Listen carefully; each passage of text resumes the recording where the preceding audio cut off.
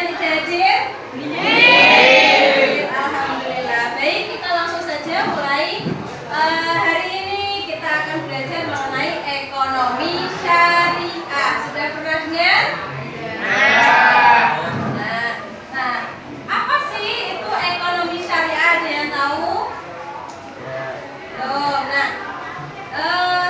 Ekonomi syariah ini ya, dilihat peta konsep dari ekonomi syariah. Yang pertama kita akan belajar dulu mengenai sejarah perkembangan pemikiran ekonomi syariah. Di mana ada fase perkembangan ekonomi syariah, ada 3 fase, yaitu dari mulai 5 Hijriah sampai 11 Masehi, dilanjutkan 11 Masehi sampai 15 Masehi, dan fase ketiga 15 Masehi sampai dengan 19 Masehi. Kemudian yang kedua ada madzhab pemikiran ekonomi syariah, di mana ada madzhab iqtisadiyah, madzhab mainstream, dan madzhab alternatif kritis. Kemudian dilanjut ke konsep dasar ekonomi syariahnya. Ada kita nanti belajar mengenai pengertian ekonomi syariah sampai dengan tujuan ekonomi syariah.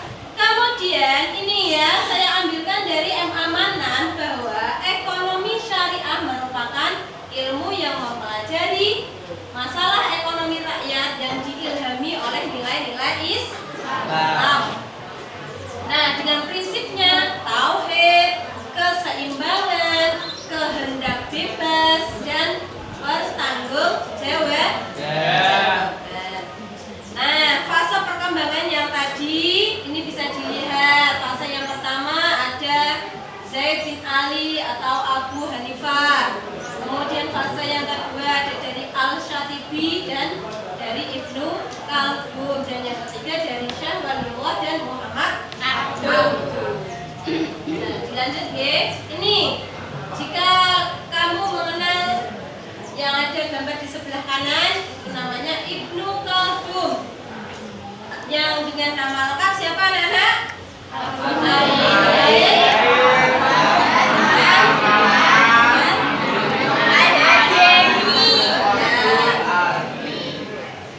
Ia adalah sejarawan dan bapak ekonomi Islam yang hafal Al-Quran sejak dini sebagai ahli politik Islam, karena pemikiran-pemikirannya tentang teori ekonomi yang logis dan realis yang telah dikemukakan sebelum Adam Smith, David Ricardo ya, mengenai teori-teori ekonomi.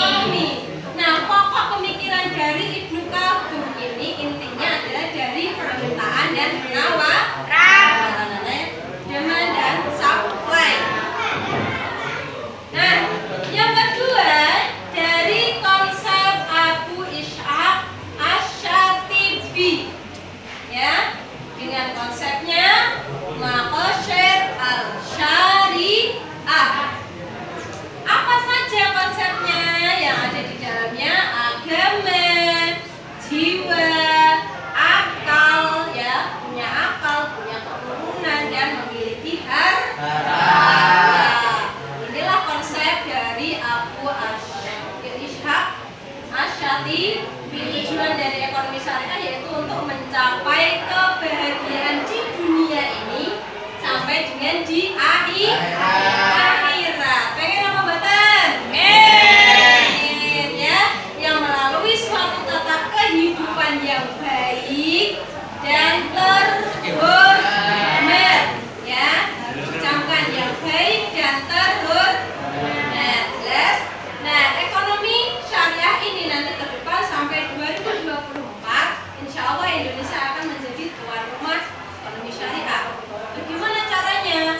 Nah, perhatikan video berikut. Bentar ya.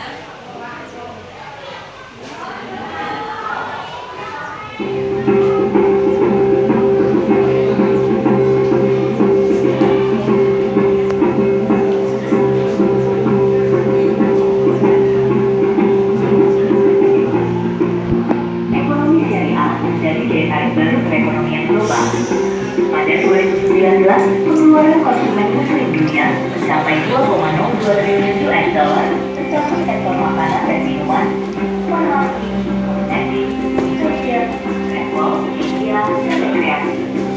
Sebagai negara berpenduduk muslim terbesar, Indonesia menjadi salah satu pasar utama ekonomi dan keuangan syariah global. Pada 2019, total pangsa pasar industri halal domestik terhadap global mencapai 11%. Ekonomi syariah sanggup menghadapi pelemahan ekonomi dan berpotensi besar sebagai sumber pertumbuhan baru ekonomi nasional. Pada 2020, faktor sektorialitas serta nilai halal berkontribusi 24,85% terhadap PDB nasional. Mengubah kondisi Indonesia sebagai target pasar menjadi pusat ekonomi syariah terbesar dunia, perlu dilakukan serangkaian upaya membangun ekosistem ekonomi syariah yang kuat dan berdaya saing. Komite Nasional Ekonomi dan Keuangan Syariah atau KNEKS hadir untuk lebih mempercepat, memperluas, dan memajukan pengembangan ekonomi dan keuangan syariah sesuai Master Plan Ekonomi Syariah Indonesia atau MEXI 2019 sampai 2024.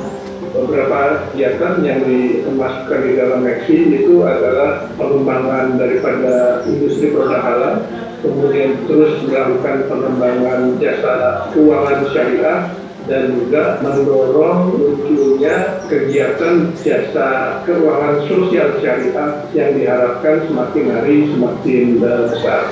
Dan tidak lupa juga bahwa perlu didorong satu pengembangan yang mendorong munculnya pelaku-pelaku bisnis yang baru maupun yang lama yang membesar. Ya, pelaku bisnis di bidang ekonomi keuangan syariah. Perkembangan ekonomi syariah didukung penguatan sinergi aspek komersial dengan aspek sosial. Aspek komersial diwakili sektor jasa keuangan dan industri halal, sedangkan aspek sosial diwakili zakat, infak, sedekah, dan wakaf. Sektor filantropi Islam tersebut strategis dalam mengurangi kesenjangan ekonomi masyarakat. Jadi memang yang kita harus konservasi sebenarnya adalah bagaimana tadi memastikan bahwa pengelola zakat itu memiliki dampak yang nyata dalam membantu mengatasi kemiskinan yang itu dapat dilihat. Jadi bukan hanya diyakini dalam hati, tapi dapat ditunjukkan melalui satu data-data dan bahan-bahan yang bisa dijadikan kepada publik secara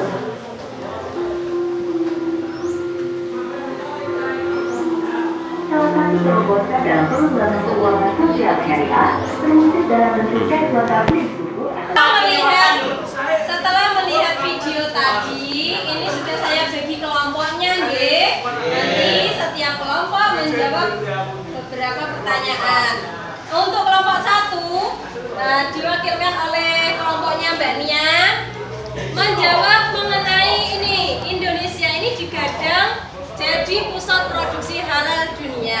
Bagaimana pendapat kelompok 1 mengenai hal ini? Coba bisa dijelaskan oleh kelompok 1 diwakili oleh Mbak Nia. Silakan berdiri. Ekonomi dan keuangan syariat merupakan sumber baru yang dapat meningkatkan pertumbuhan ekonomi nasional. Untuk itu, pemerintah telah menyusun Master Plan Ekonomi Syariah 2019 sampai 2024 sebagai strategi mewujudkan Indonesia sebagai produsen produk halal dunia. Di sisi industri, Kementerian Perindustrian bersama Badan Penyelenggaraan Jaminan Produk Halal dan Majelis Ulama Indonesia berupaya merealisasikan penguatan rantai nilai halal melalui pembentukan kawasan industri halal atau bisa disebut dengan KIH. Saat ini, pembangunan kawasan industri halal di Indonesia dapat merealisasikan potensi pengembangan industri halal yang cukup besar. Pasalnya dengan 1,8 miliar penduduk muslim di Indonesia, terdapat potensi belajar produk halal yang mencapai USD 2,2 triliun. Indonesia sendiri memiliki populasi muslim terbesar di dunia sebesar 222 juta jiwa. Ya, tepuk tangan untuk Mbak Nia. Nah, kemudian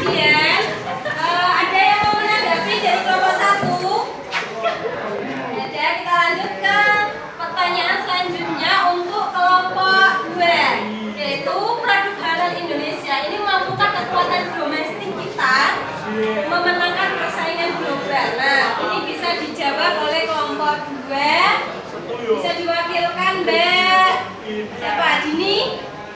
Ya, Mbak Dini, silakan. 1. Pemerintah perlu mendorong pengusaha dalam negeri untuk menjadi eksportir untuk memanfaatkan keunggulan komparatif dan kompetitif Indonesia melalui Undang-Undang JPH 2. Pemerintah perlu memberi bantuan alokasi anggaran bagi UMKM melalui program-program pengembangan UMKM dari Departemen Teknis terkait atau melalui program CSR dari BUMN atau swasta agar implementasi UU JPH tidak justru kontraproduktif bagi perkembangan UMKM. 3. BPJPH perlu meningkatkan efisiensi proses sertifikasi halal tanpa mengorbankan substansi agar ketentuan baru tidak membuat proses lebih mahal dan lebih lama. Salah satunya dengan pendaftaran secara paralel ke BPJPH dan ke LPH yang ditunjuk. Udah ya. Ini tadi hasil diskusi kelompok 2. Beri aplaus untuk kelompok 2.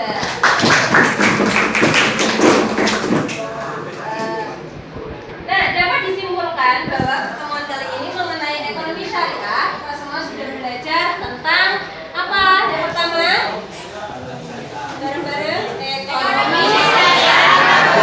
Ilmu yang mempelajari masalah ekonomi rakyat di Indonesia. Yang kedua, mempelajari tujuan akhir ekonomi. Apa tujuan akhirnya? Mencapai kebahagiaan dunia dan akhirat. Nah, Indonesia dapat memenangkan persaingan pasar produk halal global atau menjadi tuan rumah di negara kita sendiri. Sekian, semoga pertemuan kali ini materi kita bermanfaat. Ini pertemuan selanjutnya nanti silakan dipelajari lebih dalam lagi mengenai ekonomi syariah. Saya cukupkan. Terima kasih. Assalamualaikum warahmatullahi wabarakatuh.